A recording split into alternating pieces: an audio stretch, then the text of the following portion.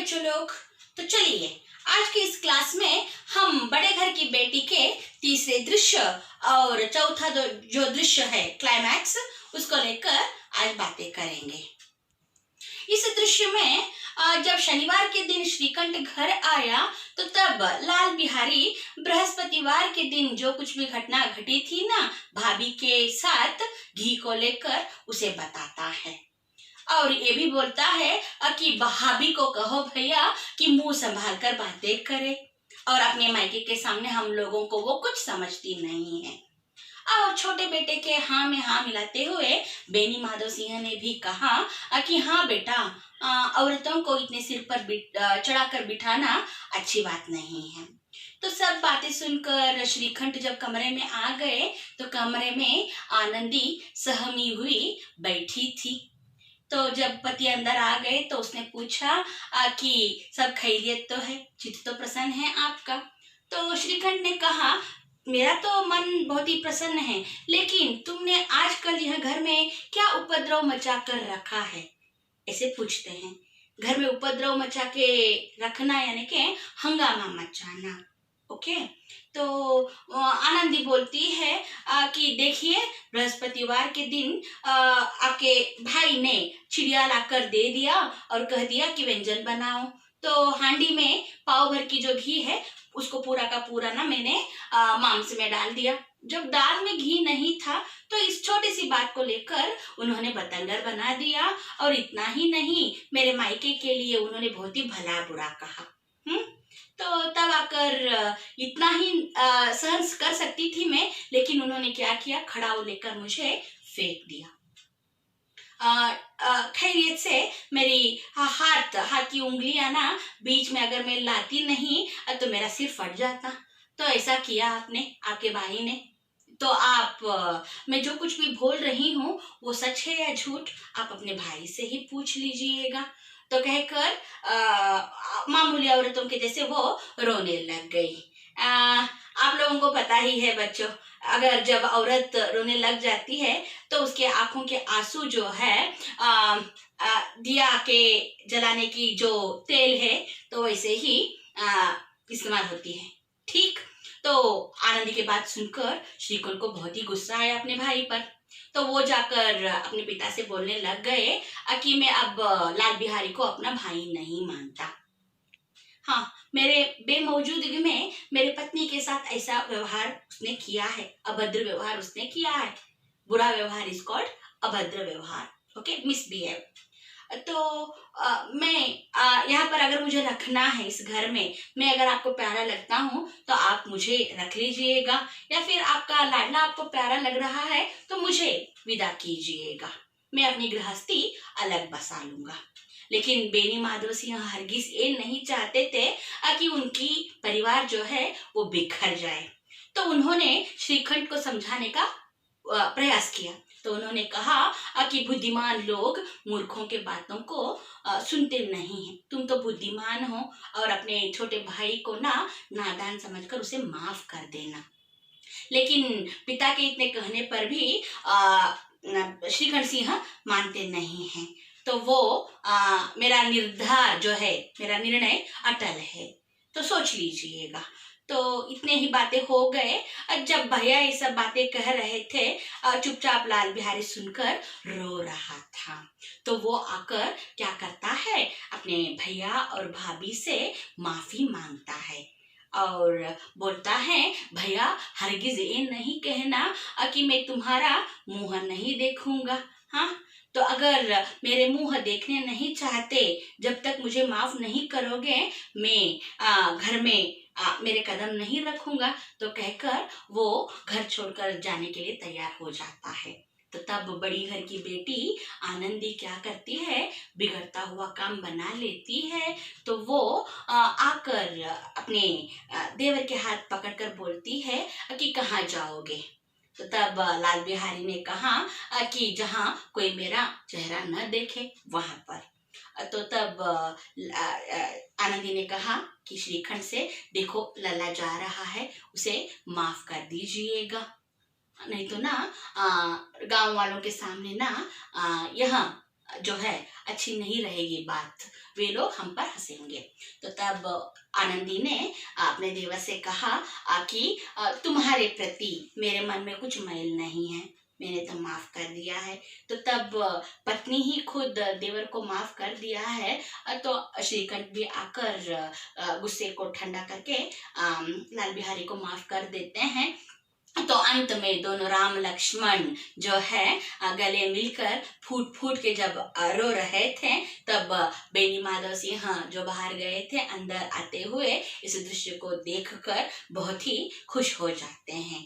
बच्चों, इस तरीके से बड़े घर की बेटी जो है आनंदी, तो उसने ना यहाँ पर बिगड़ता हुआ काम जो भाई दोनों झगड़ा मोड़ लिए थे, तो झगड़ कर दोनों जुदा होने के लिए जो प्रयास कर रहे थे, तो उनका बिगड़ता हुआ काम एक बहू बनकर, एक पत्नी बनकर, एक भावज बनकर आनंदी क्या करती है, इस घटना को, इस बात को निपटा लेती है, इस बिगड़ते हुए बात को वो बना लेती है। तो आशा करती हूँ मैं यहाँ पर ये पाठ जो है अब तक ने ना मैंने जो आपसे डिस्कस किया ये समझ में आ गई है बात।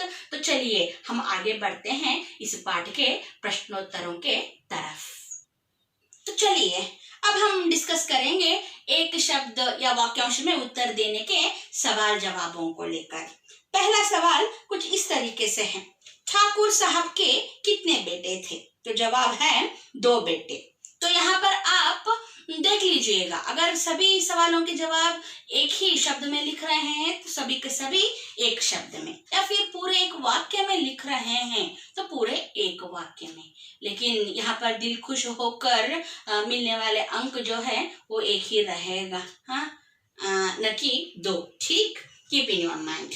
ओके, दूसरा सवाल कुछ इस प्रकार है, बेनी माधव सिंह अपनी आधी से अधिक संपत्ति किसे भेंट कर चुके थे? वकीलों को भेंट कर चुके थे। भेंट करना, उपहार में देना, give as a gift. Is it clear? Okay. तीसरा सवाल, ठाकुर साहब के बड़े बेटे का नाम, JECET नीट नाटा मोस्ट इम्पोर्टेंट।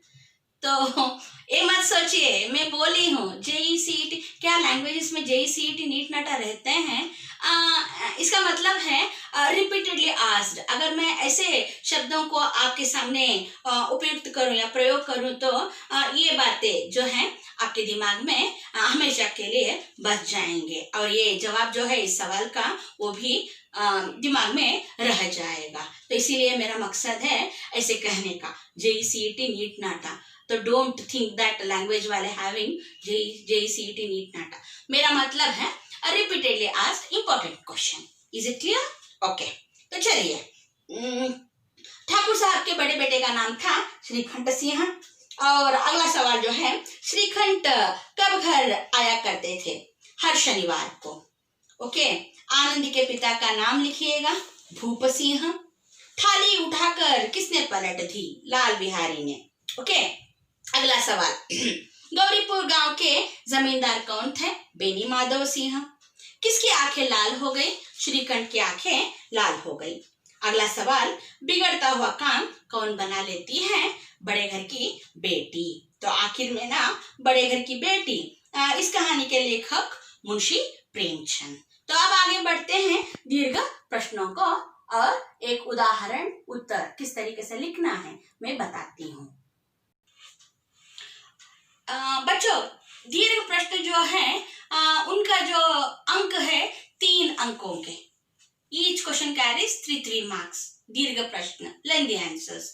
ओके, यहाँ पर दीर्घ प्रश्नों के लिए लगभग 3 अंकों के लिए आपको 8 से 10 पंक्तियों को लिखना जरूरी है। आप अपने शब्दों में ही लिखेंगे तो भी कोई गलत नहीं है, लेकिन लिखते वक्त कारक, काल सूची और वचन, लिंग रूप, इन सभी बातों को ध्यान में रखिएगा। और एक शब्द में और या फिर एक वाक्यांश में उत्तर देने के जो प्रश्न है उनके अंक रहेंगे। ईच कैरीज 1 तो सुनिए, यहाँ पर दीर्घ प्रश्न में कुल मिलाकर 5 हैं। यहाँ पर second one, fourth one and fifth one are important. They are asked repeatedly, right? Mark it down अगर चाहो तो। ठीक, यस। पहला सवाल कुछ इस प्रकार है, बेनी माधव सिंह के परिवार का संक्षिप्त परिचय दीजिए। इसके लिए उत्तर आपको ना लेसन के फर्स्ट पैराग्राफ में मिल जाएगा, ठीक है। तो वहां पर लेंदी जो पैराग्राफ है उससे सेलेक्टेड पॉइंट्स आप ले लीजिएगा। And you know how to write 3 marks answers. Is it clear? Okay. जब हम आमने सामने मिलेंगे तो सविस्तार रूप से हम इन बातों को लेकर बातें करेंगे बच्चों। तो अगला सवाल जो है, निम्नलिखित वाक्य किसने किससे कहा? Who said to whom? Each carries 1 mark। तो सुनो यहाँ पर, जल्दी से पका दो, मुझे भूख लगी है। यह वाक्य लाल बिहारी के है भाभी आनंदी से। जिसके गुमान पर भूली हो उसे भी देखूंगा और तुम्हें भी। ये भी वाक्य लाल बिहारी के हैं भाभी आनंदी को। बुद्धिमान लोग मूर्खों के बातों को सुनते नहीं हैं। तो ये बात भी ना क्या है, बेनी माधव सिंह के बात है ये बड़े बेटे श्रीखंड को। तो बच्चों यहाँ पर मैं एक वेबसाइट की लिंक आपको देना चाहती हूँ। अगर आप लोग साहित्य वैभव के जुड़े हुए बातों को, उत्तरों को यहाँ पर लिखना चाहते हो रेफर करके, तो वो है www.ksebsolutions.com। KSEB KSEEB solutions.com। All letter should be in small letters. तो इसको आप रेफर कर सकते हो। तो चलिए आगे हम बढ़ते हैं ससंदर्भ स्पष्टीकरणों को लेकर। यहाँ पर जो है किसने किसे कहा तो हो गए, ठीक।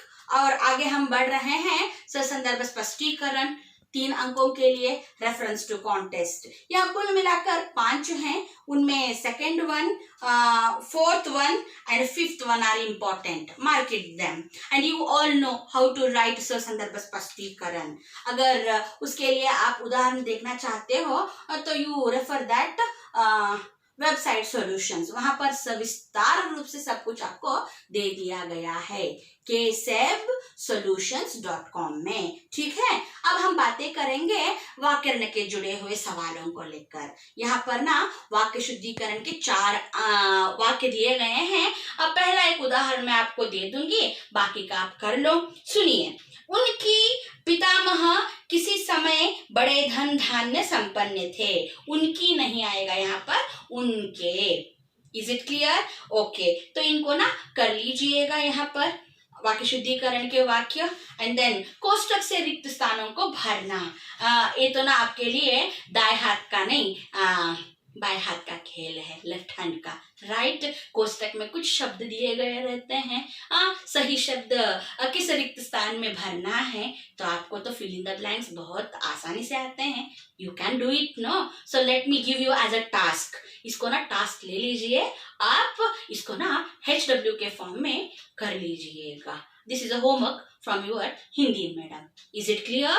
ओके। एंड लास्टली अन्य लिंग रूप को लेकर बातें यहाँ पर करेंगे। ठाकुर, ठकुराइन, पति, पत्नी, बेटा, बेटी, स्त्री, पुरुष, बुद्धिमान, बुद्धिमती, और हाथी, हथनी, भाई, बहन, ये अन्य लिंग रूप है। और आखिर में ना अन्य वचन रूप घर। घर जो है, घर का अन्य वचन रूप घर ही रहेगा, अ से अंत है, इसीलिए बेटी और बेटी का बहुवचन रूप जो है बेटियां, दीर्घ स्वर ह्रस्व होकर या के ऊपर चंद्र बिंदु, यह नियम, ठीक। और भैंस, भैंस का भैंस ही रहेगा। और स्त्री, स्त्रियां, और आंखें, आंख, और थाली, थालियां। तो ये रहा बच्चों बड़े घर की बेटी इस पाठ का अभ्यास। तो इस अभ्यास के साथ साथ